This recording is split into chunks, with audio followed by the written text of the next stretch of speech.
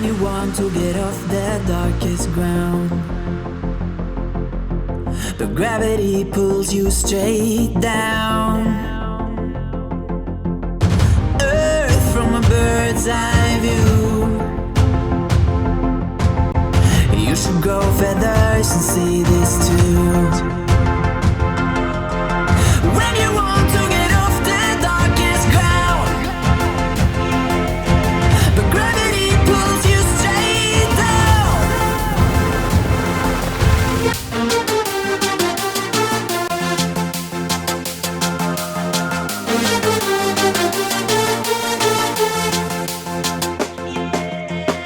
When you want to get off the darkest ground, but gravity pulls you straight down, down. Clear sky.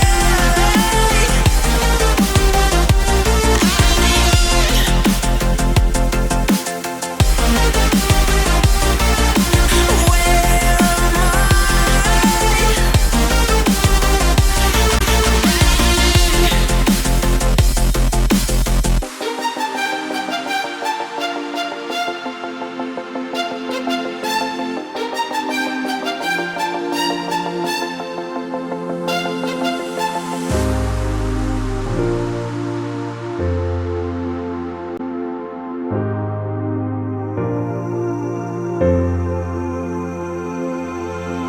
When you want to get off the darkest ground,